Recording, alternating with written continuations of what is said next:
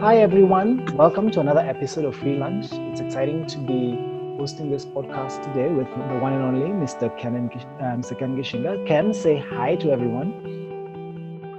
Hi, everybody. Welcome to episode 10. That's right, 10. We are now in double digits of our free lunch and super excited to be part of another great conversation. Yes, you just said 10. It made me think of one of my favorite hip hop artists who's really excited and actually released an album called 10.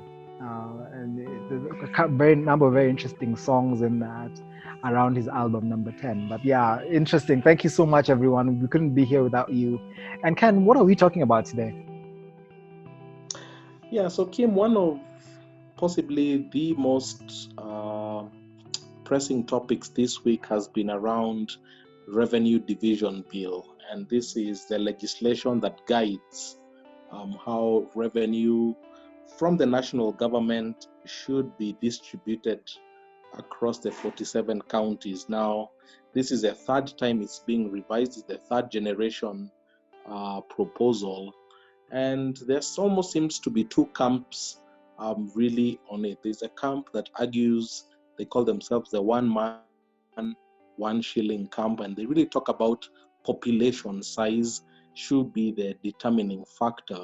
Then there is another camp that really argues about, the land mass of the counties. These counties are very different in land mass, and they say that needs to really become a major part. So that really has split the Senate down the middle. For the sixth time, it's been postponed in terms of the debate. And I just wanted to pick your initial thoughts on how do we fund devolution and how do we make this into something that can really work for Kenya?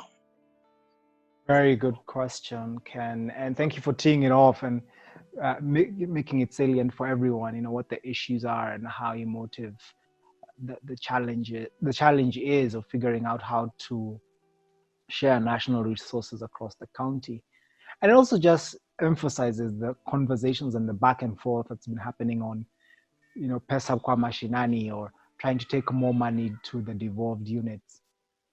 And, fundamentally, I think, irrespective of whether you think about trying to come up with some sort of equitable way of allocating resources across the counties, whether to use the number of population or the population size, or if you want to look at the landmass and say, okay, this county is bigger than the other. I think equal is going to be very difficult to do. Like, I sort of feel like, if you say, like, you're talking about like 1 person, 1 shilling, that it sounds good. The challenge is, we're not we don't have all equitable access. So, what is actually more important is to ensure that you have a bit more equity. But, therein is also the problem, because if you're talking about equity, then you will likely have a scenario where in one county, the per capita allocation might be what, $300, and then in another county it might be $100. So I can already see politically and emotively, folks having issues with that. But I think the fundamental point, and I think Kenny may have mentioned this in a previous conversation elsewhere, is ultimately, how do we get the devolved units to raise funds in a way that is in keeping with their own county context or county makeup? Because I think if you can get a county that can generate more revenue and allocate more of that revenue towards designing or developing e-commerce and business in that county, then it's easier for a conversation to happen around some sort of equitable access. But if you have every county not able to generate revenue internally, or significant revenues internally, then I can see how this battle will forever go on, and there'll never be a good enough formula.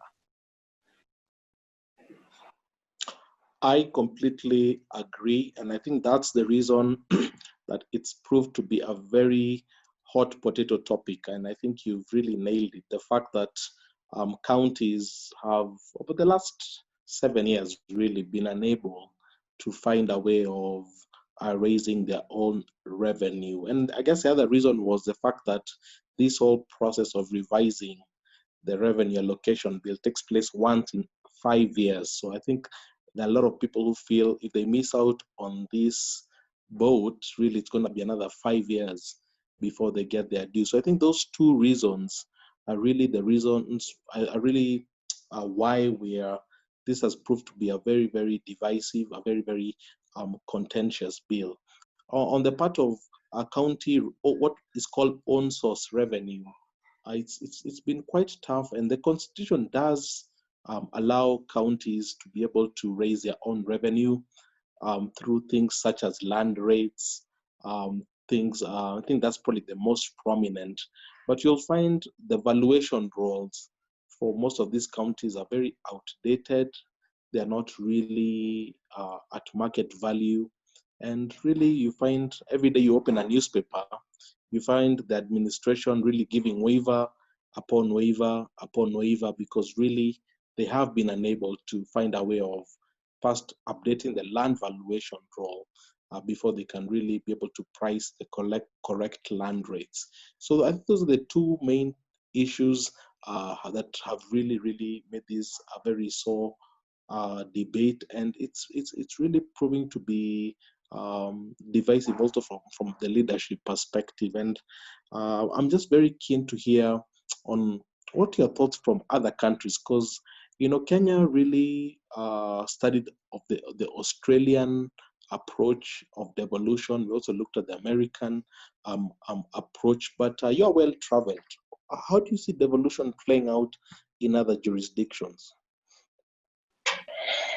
Good question. I guess when I, just listen to everything you just said now, I think on the one hand, I agree. This own source revenue issue has been complicated for counties to grab a handle on. And I was reflecting on some data, and it looks like nearly, in excess of 95%, to be honest, of total revenue in a county is coming from the national government. And I don't think that there's actually a plan or a strategy or some guidance on how to reduce that burden. And I think that always will forever and a day cause tension. And to your question of like what's happening in other counties, what's happened in other countries, the places that I'm a bit more familiar with is in the US. And I was trying to think about what's going on there, and I found some statistics, although a bit dated, but it was very interesting that for them, at least when you look at an aggregate general revenue that comes into the state government, you have only a third, so about 33%, that's coming from the government, from the national government, from the federal system. Most of that is going to support Medicare and other things. Now, of course, this was before COVID, so maybe now with COVID, the skew might have shifted. But what I found very interesting is that 2/3 of the remaining revenue is actually generated within the state. So this has everything to do with sales taxes, has everything to do with charges, has everything. So for example, if you park your car in the wrong place or you're arrested and given a ticket by the police, that is a ticket that you pay, and that helps to show up the revenue collection for the state. Individual income taxes as well contributes a huge percentage, to the order of like about 15 to 17%. And then, the rest of it is fairly small between, other miscellaneous taxes here and there and corporate income taxes. So I guess that's the one model that I'm a bit more familiar with. And I think in terms of comparison, I like the fact that, well, and of course we need to sort of caveat all of this by saying that, this is a much developed economy, much potentially a very different context. But I like the idea that counties already have less of an expectation of having to receive a huge amount of their funding from the national government. How about Ken? How about you, Ken? What's your sense on this? Well, I think for me, first from a theoretical perspective, one thing that I've been struggling with is whether to place this entire debate within positive economics or normative Mm, economics. And you remember, Kim, I'm sure back in your undergraduate economics courses, we were really introduced to these two facets of economics, where positive economics is really about facts, it's really about numbers, and mm, it's really not disputable, almost like inflation is 5% and you can prove it. mm, Then there's the whole normative part of economics, which is really anchored on sort of like your political persuasion, your understanding of history, which can vary and can be mm, very subjective. And, um, when people are posing to me the question, Ken, as an economist, what is the optimal um, formula for this? I really struggle, and I couldn't even know if there is an optimal formula. I don't even know if this is in positive economics, mm, because the factors of production, land and labor, i.e., population, are both considered factors of production and really have to be put in. So I don't know if those really an optimal per se, and I felt this belonged more to normative and really about consensus building, really about the principles, bringing things together. And you could really see 2022 politics also coming mm, into play here. And that's why I think that's part of the reason that has really clouded the debate. You really see um, a lot of people are making arguments with a firm corner eye on 2022 politics. I think that's what has complicated this thing. But if you could remove the politics and all sort of like other considerations and purely look at sort of like economic models, I would say, like maybe we need to start off with an equal weighting and look at population and give equal weightings to population and land mass. But also it's important that our viewers remember that these are not the only two variables that the Commission of Revenue Allocation looks at. There are many other variables. There is an equalization fund part of it, which has not really been well activated. They look at health, they look yeah. at poverty index. So I think sometimes because these two camps are very vocal, the average listener might imagine the formula only has two parameters, Mm, but actually it has a lot more, which means we probably need to do maybe a regression model and mm, look at, what are the weightings we give to each, and also benchmark with, I guess, with the other jurisdictions, in terms of how they do it. When I look at the American example, mm, I'm not sure about how they do the revenue allocation, but when I look at the electoral college in terms of the voting mechanism, and you find, big states such as California, mm, they look at obviously the size of the state, they look at the population there, then they're able to come up with how many delegates would be needed for that particular. And also, even that is a very contentious topic, especially if you look at the result of the last election, where one person wins the total votes, but another person wins the electoral college. It mm. almost feels um, almost a necessity when you have formulas that come into place. So I think for me, I think this goes back to the issue of normative economics, about consensus building and really making persuasions, using the political tools to be able to build consensus. I don't know if there's any other way we can go beyond this. Yeah, I think you really have to start with from somewhere, and I like what you are alluding to, which is maybe from a positive economics framework, we can say, okay, you know what, there are these two main factors. Maybe it's land size, maybe it's total population size. There could be other things in there that we agree that or that are in good discipline. and if they're not sort of in good discipline, then we use normative economics to try and figure out, okay, what else should we include into this model to figure out how we optimally allocate resources. But I think normatively as well, we need to think about what is even the recurrent, what should the recurrent expenditure look like? So I don't know what you think, Ken, but I think part of the other problem is why these counties at least aren't able to raise as much revenue as they could internally is when you allocate, you need to allocate the money you have now towards certain outcomes that will generate revenue for the next time round, right? So you're forever in a cycle of invest and then tax the investment, invest, tax the investment, invest, tax the investment. But when we take, let's say, 70% of the total budget allocated to a county and say this is for staff costs and staff and recurrent costs, and then 30% is for development costs, is that ratio enough to catalyze new development such that your next round you are able to expand the economic activity in that county sufficiently so that you can raise more local revenue? So whether you're talking about the land roll and paying of rates, or you're talking about agricultural cess, or you're talking about other things, do you think that ratio is sufficient?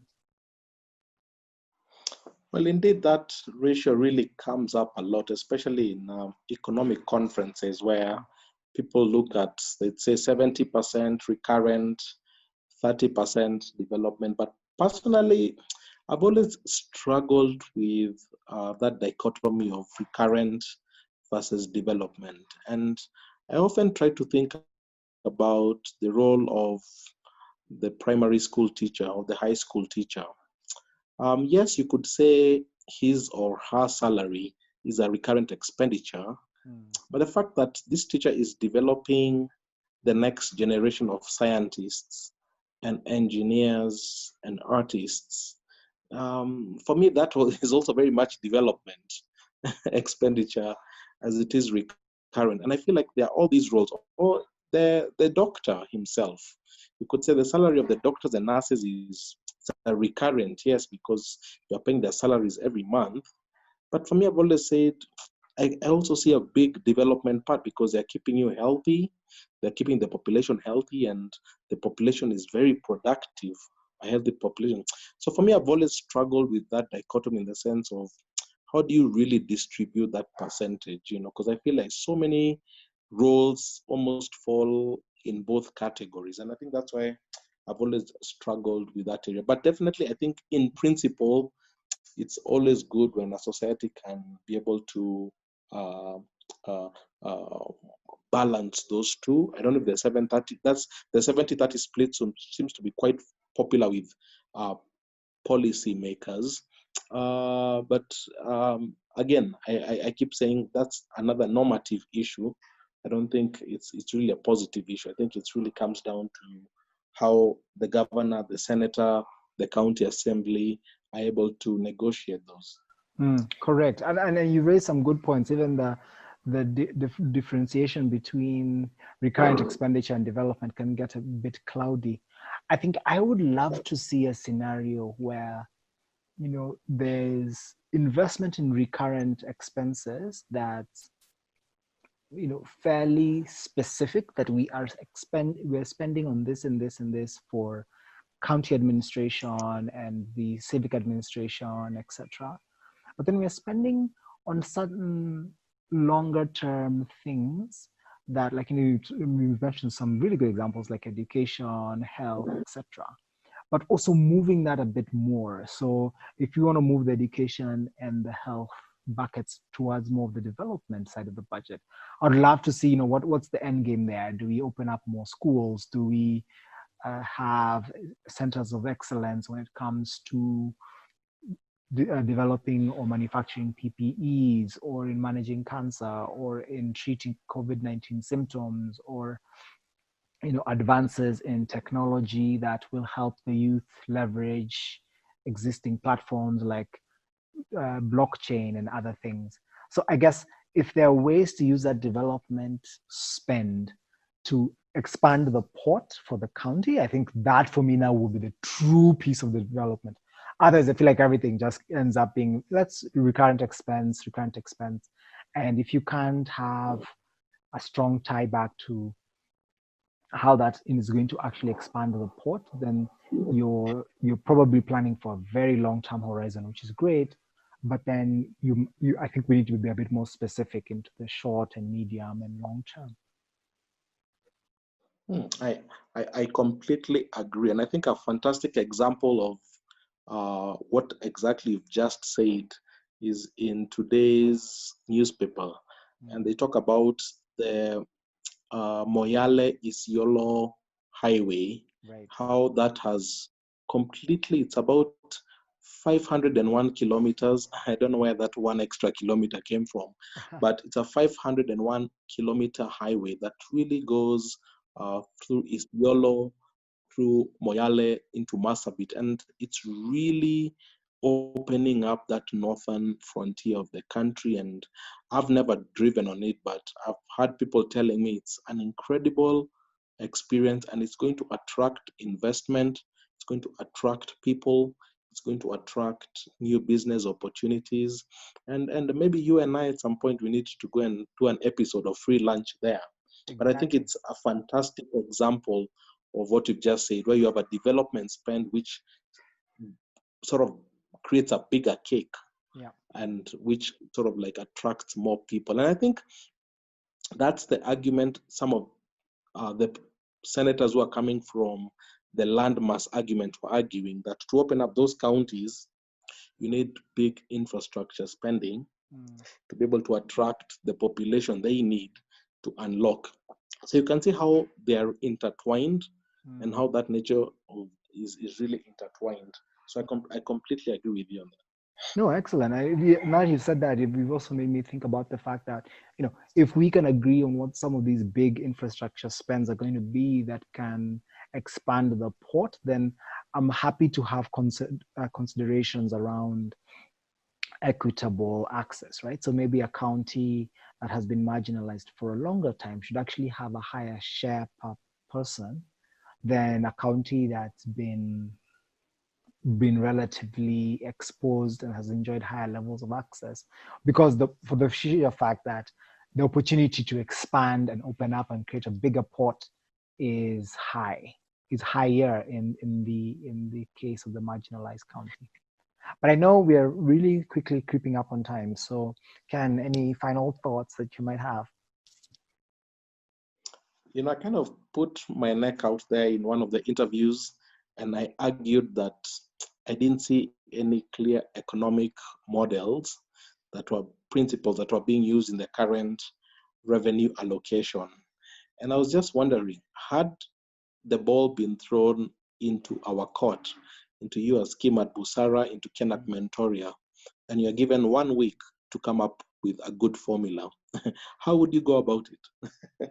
Interesting, interesting, interesting, interesting. Yeah, no, I think my part in short is it's tempting. There's a lot of temptation to adapt, hardliner stances to, as we're seeing with our politicians and policymakers and folks, to sort of think about, why does my county receive less than another county? It's really easy to circle back and narrow back into our sort of traditional cocoons and regional pigeonholes.